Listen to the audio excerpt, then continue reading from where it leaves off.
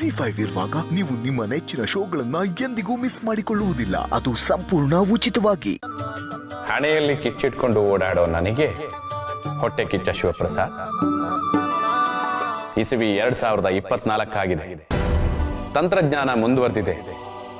ಆಧುನಿಕ ಜಗತ್ತಿನಲ್ಲಿ ಮನುಷ್ಯ ಎಲ್ಲರಿಗಿಂತ ಮೇಲಿದ್ದಾನೆ ಅನ್ನೋ ಆಲೋಚನೆನೇ ತಪ್ಪು. ನೀವೀಗ ಬದುಕ್ತಾ ಇರೋದು ಆಧುನಿಕ ಜಗತ್ತಿನ ಅತ್ಯಾಧುನಿಕ ಜೀವನ ಶೈಲಿ ಅಲ್ಲವೇ ಅಲ್ಲ.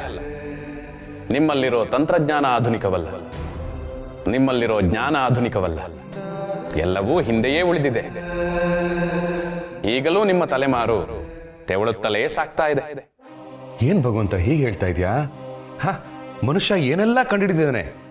ಇಲ್ಲಿ ಕೂತ್ಕೊಂಡು ಇನ್ನೆಲ್ಲಿಗೋ ಮಾತಾಡ್ತಾನೆ, ಇನ್ನೆಲ್ಲೋ ನಡೆಯೋ ವಿಚಾರನ ಇಲ್ಲೇ ಕೂತ್ಕೊಂಡು ನೋಡ್ತಾನೆ. ಟೆಸ್ಟ್ ಟ್ಯೂಬ್ ಅಲ್ಲಿ ಮಗು ಆಗುತ್ತೆ, ಸಮುದ್ರದ ಮೇಲೆ ವಿಮಾನ ನಿಲ್ಲಿಸಿ ಬಟನ್ ಒತ್ತಿದ್ರೆ ಸಾಕು, ಒಂದು ದೇಶದಿಂದ ಇನ್ನೊಂದು ದೇಶಕ್ಕೆ ಹೋಗುತ್ತೆ. ಆರ್ಟಿಫಿಷಿಯಲ್ ಇಂಟೆಲಿಜೆನ್ಸ್ ಅಲ್ಲಿ ಒಳ್ಳೊಳ್ಳೆ ಪ್ರೋಗ್ರಾಮ್ ಬರೆದ್ರೆ ನಮಗೆ ಏನೇನು ಬೇಕು ಅದನ್ನೆಲ್ಲ ಮಾಡಿಕೊಡುತ್ತೆ. ಅಷ್ಟ್ಯಾಕೆ ಭಗವಂತ, ಒಂದೇ ಒಂದು ಬಟನ್ ಒತ್ತಿದ್ರೆ ಪ್ರಪಂಚನೇ ನಾಶ ಮಾಡೋ ಅಣುಬಾಂಬ್ನ ಕಂಡು ಹಿಡಿದಿದ್ದಾನೆ ಮನುಷ್ಯ.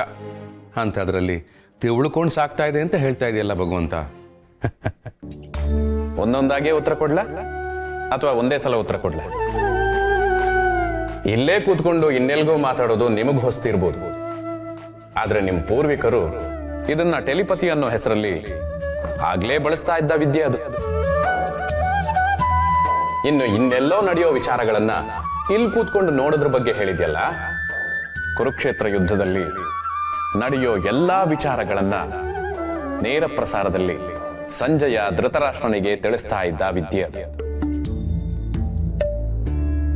ಇನ್ನು ಪ್ರಣಾಳ ಶಿಶುವಿನ ಬಗ್ಗೆ ಹೇಳಿದ್ಯಲ್ಲ. ಪ್ರಪಂಚದಲ್ಲಿ ಮೊಟ್ಟ ಮೊದಲ ಬಾರಿಗೆ ಪ್ರಣಾಳ ಶಿಶುವನ್ನ ಪ್ರಯೋಗ ಮಾಡಿದವರು ವ್ಯಾಸರ್. ಭ್ರೂಣವನ್ನ 101 ಕುಂಭದೊಳಗೆ ಇರಿಸಿ ವೈಜ್ಞಾನಿಕವಾಗಿ ಅದನ್ನ ಪೋಷಿಸಿ ಕೌರವರ ಜನನಕ್ಕೆ ಕಾರಣವಾದ. ಈಗ ನೀವುಗಳು ಓಡಾಡೋ ವಿಮಾನ ಆಗಿನ ರಾವಣನ ಪುಷ್ಪಕ ವಿಮಾನದ ಹತ್ತಿರಕ್ಕೂ ಬರಲಾಗದಷ್ಟು ಹಿಂದುಳಿದಿದೆ.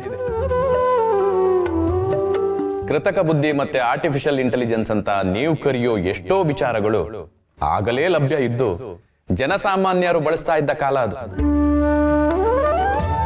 ನೀವು ಹೇಳೋ ಜಗತ್ತಿನ ವಿನಾಶಕ ಅಣುಬಾಂಬ್ ಆಗಿನ ಬ್ರಹ್ಮಾಸ್ತ್ರ ಅಷ್ಟೆಲ್ಲ ಮುಂದುವರಿದ ಕಾಲ ಅದು. ಹೀಗಿರುವಾಗ ಭ್ರೂಣನ ಇನ್ನೊಂದು ತಾಯಿಯ ಹೊಟ್ಟೆಯಲ್ಲಿ ಬೆಳೆಸೋದು ಹೊಸ್ತೇನಲ್ಲ.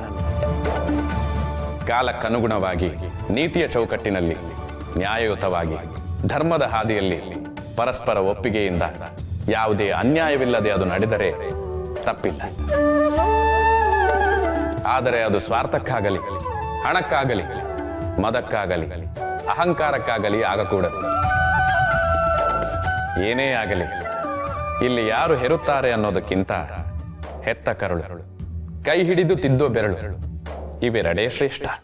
ಕೊರಳಲಿ ಭಸ್ಮ ರುದ್ರಾಕ್ಷವ ಧರಿಸಿದ ಪರಮ ವೈಷ್ಣವನು ನೀನೆ. ZEE5 ಆಪ್ ಡೌನ್ಲೋಡ್ ಮಾಡಿ ಎಲ್ಲಾ ಸಂಚಿಕೆಗಳನ್ನು ಸಂಪೂರ್ಣ ಉಚಿತವಾಗಿ ನೋಡಿ.